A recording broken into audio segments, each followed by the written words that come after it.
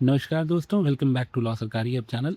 आज के सेगमेंट में एक बहुत ही इंपॉर्टेंट वैकेंसी उन सभी लॉ ग्रेजुएट और जिन्होंने एलएलएम कर रखा है उनके लिए हम डिस्कस करेंगे, जो कि रिलीज़ हुई है यूनियन पब्लिक सर्विस कमीशन से। जी हाँ, यूपीएससी से ये वैकेंसी रिलीज़ हुई है।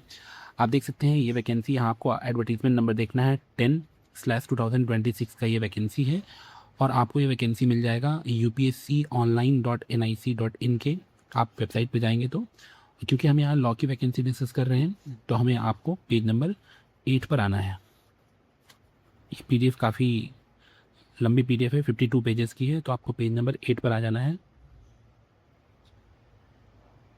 देखिए पेज नंबर 8 में जब आप स्क्रॉल करेंगे तो यहाँ आपको 4 में दिखेगा वैकेंसी नंबर, ये है 1 vacancy for the post of superintendent translation Hindi branch in official language wing, legislative department, ministry of law and justice.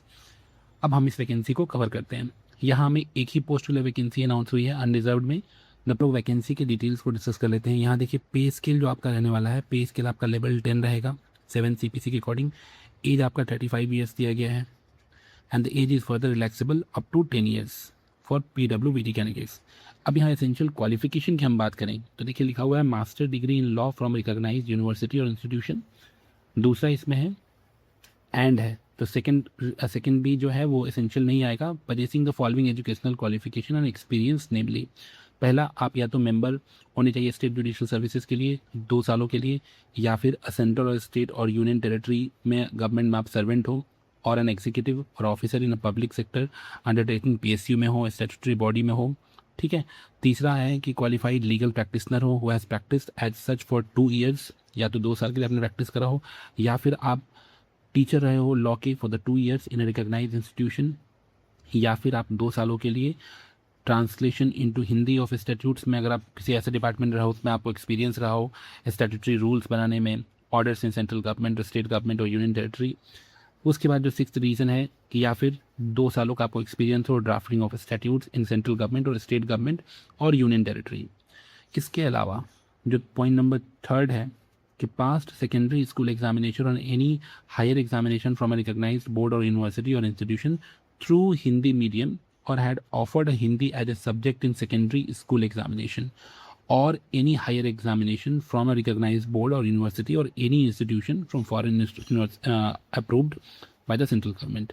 ठीक है, तो ये कंडीशंस हैं। इसके अलावा अगर आप इसमें एलिजिबल नहीं हो रहे हैं तो और में सेकेंड हम देखेंगे कि आप यहाँ पास बैचलर डिग्री इन लॉ हो फ्रॉम अ रिकॉग्नाइज्ड यूनिवर्सिटी और institution and possessing of following educational qualification and experience. देखिए यहाँ पर भी वही है, आप स्टेट जुडिशल सर्विस के मेंबर रहे हो 4 सालों के लिए, या फिर सेंट्रल और स्टेट और यूनियन टेरिटरी में उसमें आप सर्वेंट रहे हो। ठीक है, एग्जीक्यूटिव और officer in charge of the PSU रहे हो।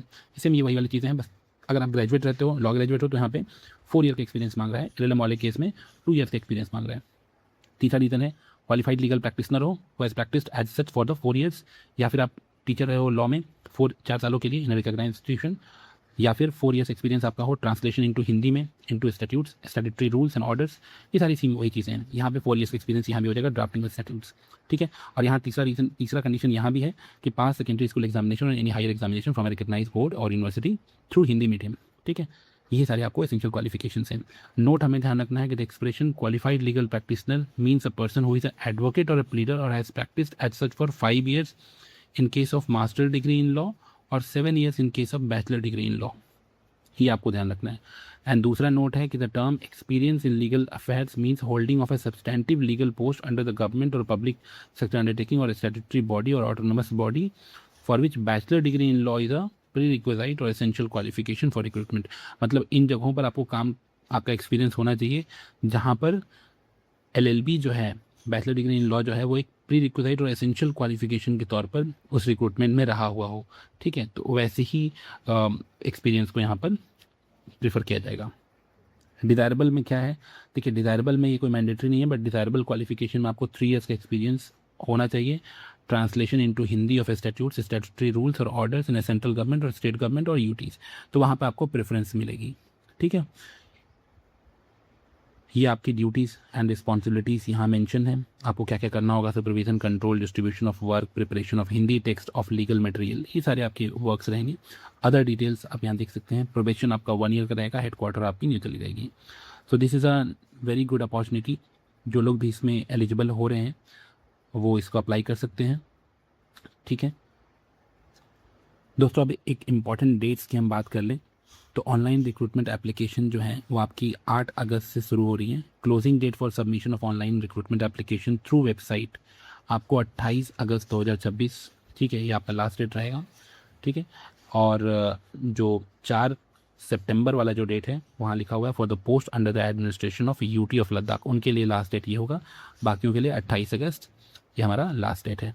ठीक है, तो जिन लोग भी इसमें एलिजिबल हो रहे हैं काइंडली मेक श्योर करें कि उस डेट से पहले आप लोग अप्लाई कर दें। और अभी तक आपने का चैनल को सब्सक्राइब नहीं किया है दोस्तों, आप लोग चैनल को सब्सक्राइब नहीं कर रहे हो तो आप प्लीज़ सब्सक्राइब कीजिए। यहाँ पर आपको सारे ही गवर्नमेंट लीगल एग्जाम्स की वैकेंसीज़ के बारे में आपको इन्फॉर्म किया जाता है on a regular timely basis. Thank you.